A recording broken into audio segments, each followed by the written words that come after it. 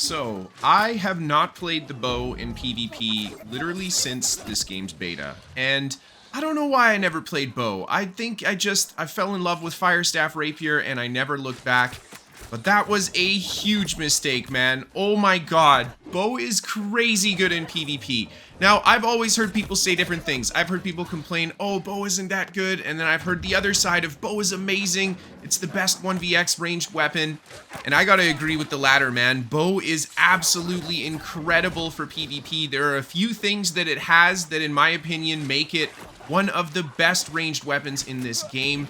And I think, well, the biggest one is just the fact that it comes down to how much haste the bow has. You get so much haste just for swapping to your bow, just for rolling. If you have too many opponents close by you, it gives you a big boost of haste. The bow by itself in OPR can easily hit the 50% haste cap, so even in something like bare bones OPR, bow has the ability to hit that haste cap. That's just insane. So, without further ado, guys, I played bow for the first time since beta. And in one day, I think I played for like 2 hours. It was crazy good. And yeah, I was winning 1vx's with it. Not only that, but I got to actually play alongside. And this was the big inspiration for playing bow. I got to play alongside one of the best bow players on PCNA, Drask O'Malley. And we had just an insane fight. Like, I'm talking one of the craziest 2vx fights I've ever had. And this guy is crazy good. I mean, I fought him lots of times. I fought with him. I fought against him. He is an insanely good player, so it was really cool to see him playing bow. I was playing like Musket Ice Gauntlet or something, and I saw him just absolutely tearing people up out here, and I'm like, man, I gotta try that bow. And the next match, I re-geared. We got put in an OPR together on the same team, and oh my god, man, we had a crazy fight. So I don't have a written guide for this build. There is a breakdown at the end of the video if you guys want to see what I'm running, but I need to make some changes. I need to make some upgrades, so I'm going to wait just a day or two until I have a little bit better of a build put together for you guys, and then I will share the written guide on my website. Until then, just look on the site to see if I've uploaded it yet. And without further ado, let's get into this fight. As you guys can see here, we are just taking chunks out of these guys. One at a time, they're going down, and they cannot deal with the pressure. They can't catch the kite from the bow either. Honestly, that's probably one of the craziest things, is how much pressure this weapon has alongside being so kitey. And just a little bit of a cut there as we kind of stood by the door and waited for them to come back out. And I just love it, man. Not only does the bow hit hard on this build, but holy crap, building a Dex Rapier like this with Boltcaster on the back bar, the Rapier stings, man. It hits almost as hard as the Musket Glass Cannon Rapier, which is crazy because we can still run 100 or 150 con on a build like this and have that kind of crazy burst on the Rapier. And I know I get at least one kill here where you see a huge number coming out of that Rapier damage.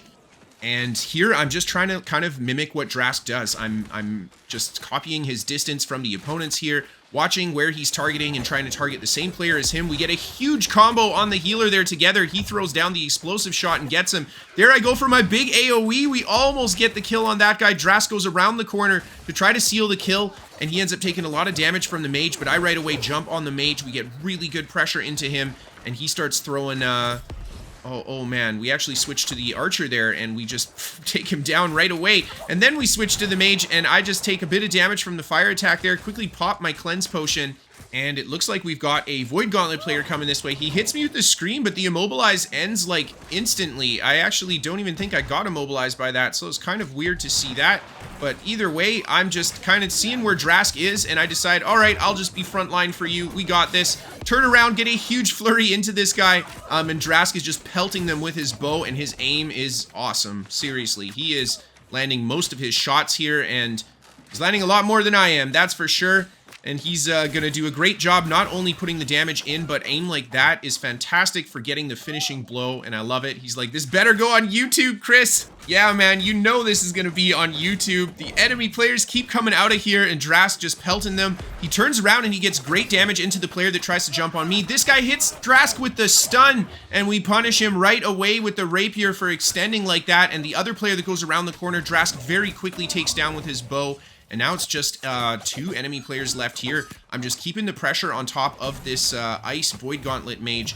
Very, very annoying build to fight, but honestly, because the bow has such good range DPS, this is not a terrible matchup for me, and I see Drask just kind of slowly pushing forward there. He's taking a lot of pressure. He pops his ultimate. More enemy players coming out of the spawn as well, and I'm just doing my best to kind of body block and give Drask a little bit of additional cover using me as a shield. And now this the great sword player, he goes for his move there, and we just hit him with the flurry. Big damage as he's in onslaught stance. And then the Ice Gauntlet player comes around the corner, and I get caught with something nasty here. We are almost dead. We swap to the Rapier to break the immobilize. I go for the flurry as well, just in case they follow me off the edge. I got a little bit of invulnerability when I do that poke.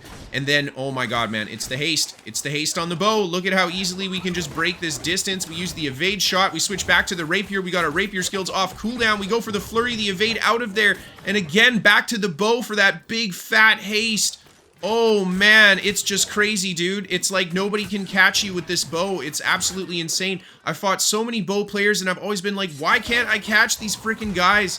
That's why, man, because bow is just packed full of haste.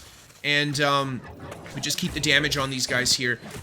They try to lock me down and I'm just countering really well with my Rapier. And here comes that big Rapier smack right there. Oh my god. What was that, like 7k flesh on that guy? We didn't crit on the last one. Damn, all I can say is damn, man. Anytime you're getting a 7 or 8k flesh with a Rapier, you know that build is hitting hard, and I love that. Very clean flesh behind him right as he goes into his onslaught stance. We get the kill on him too, and look at this, man. We managed to pull a few players away, but Drask is still here. He's still fighting. He has not gone down yet. I think he did die earlier. I also died earlier before the start of this clip. But, yeah, I think that's the only deaths we take this whole game. It's actually...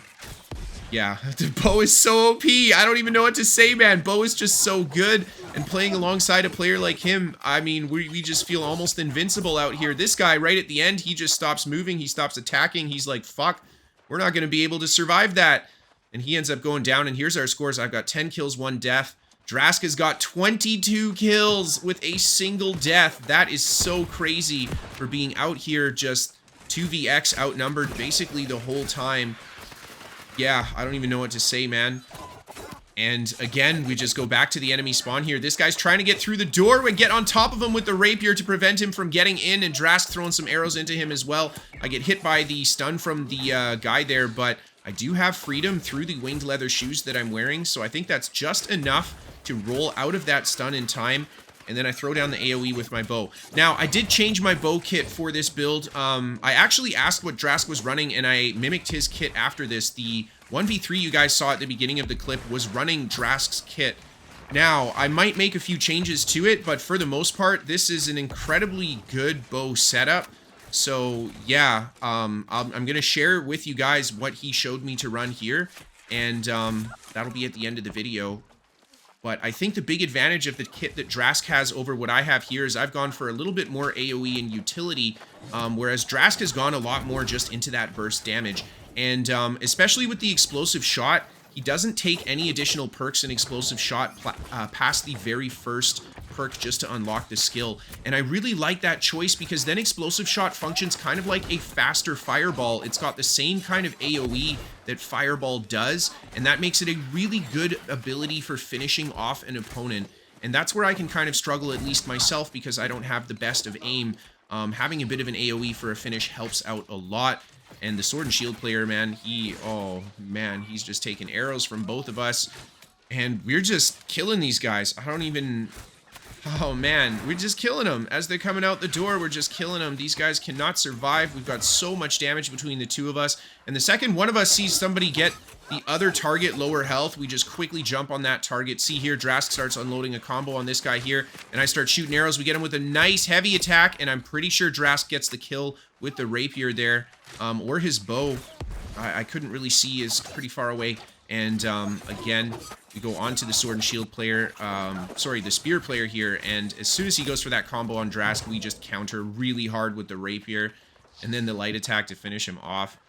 Oh man, and at this stage of the fight, it's just like they don't even want to come out here anymore. They don't want to fight us anymore. We've just been killing them so much. You know, I'll say this, my build is not good in this video. Like, we have no lightning harnessing, we have no lightning damage, and we're still getting 5k plus heavies with this bow setup. I'm sure we can get 6 to 7k heavies against squishies if we fully gear into this build. I'm excited to see what it looks like because this was a lot of fun to play, and this is definitely a build that I want to flesh out big time and practice bow, because this is like an exciting new weapon for me. I don't know how to put it any other way. It's kind of like, you know, I'm upset that I waited so long to play bow, but at the same time, now I get to experience a new weapon, and that's always a really fun thing, you know? Anyway, we've got more friendlies coming in here, and me and Draska just feeding these guys arrows as best we can, and the enemy players just coming out of spawn. And it looks like quite a few players kind of piling up at the bridge here. This guy gets stuck in the corner. Oh, no. Actually, you know what? It's the healer that's just AFK there while the fire staff guy was in the ice tomb behind him. How rude, man. We jump off the edge and we just put crazy damage into this guy with the rapier. Oh, my God. And I land the heavy attack, a 5k almost crit there. Absolutely beautiful. He ends up going down. And I think there's just a handful more kills here. Trask just taking down a player really quickly in the back there. And then we jump on top of this mage again. And there we go for a light attack. Nice damage on the light attack. I think that's one of the things I really like about bow too. There's no reload, and the light and heavies both hit quite hard, especially with Boltcaster. Boltcaster is an insanely good weapon. And there another player goes down. I hit this guy with a stagger, and that is the end of that game.